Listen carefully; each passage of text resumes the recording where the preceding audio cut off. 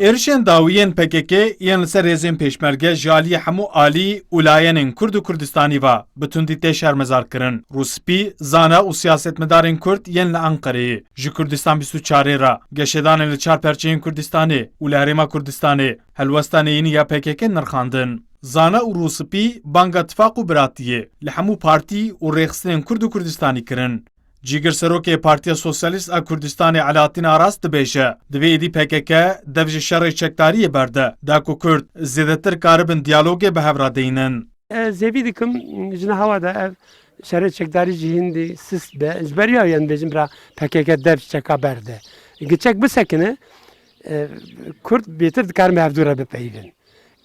Pirsgirêyekê xwe bi hevdû re bipeyvin safî dikin. Pirsgirêkan bi hevdû nepeyvin, nikarin safî bikin. Ji ber wî pirsgirêka me ew li hevdû bikin, bi hevdû re rabin rûnên xweş û nerm bitin ber hevdû. Îja zêvî dikim. Yani îro li Kurdistana Bakur ev pirsgirêk zû safî nabe. Ez vê bêjim yani. Ez ne pir ew me yani. Xweşbînim yani. Lê belê hêviya min ew e başûr hinek bêtir ew bibe. Azadiya wê zêdetir bihin, mafê wê zêdetir bibin. Kurdistana Bakur jî baştir bibe.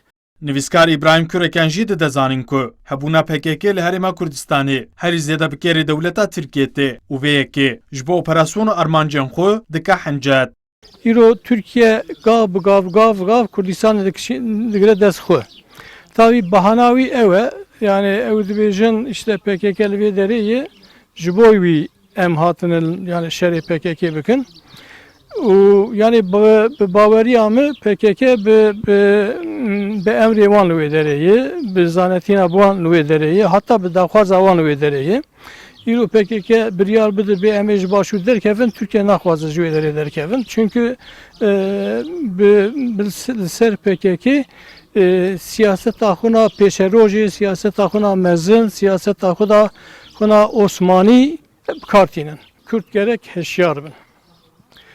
Gerek der û dora wan çi diqewime vî zanibin. Li Kurdistana Bakur siyaset mirî mixabin. Siyaset nemayê.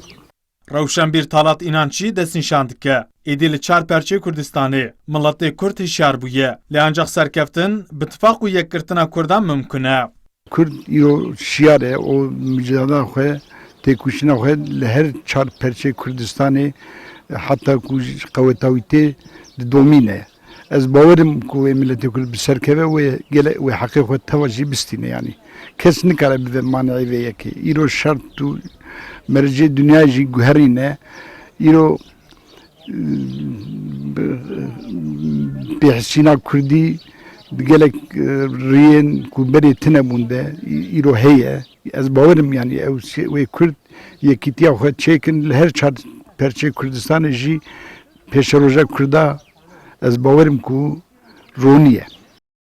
Rûspî û zanayên Kurd destnîşan dikin. Divê statûya Herêma Kurdistanê bêparastin û hemû partî, rêxistin û tevgerên siyasî jî rêzê ji serweriya xaka Herêma Kurdistanê bigirin û nekevin nav hewlên têkbirina aramî û ewlehiya Kurdistanê. Ömer Sönmez, Kurdistan24, Enqere.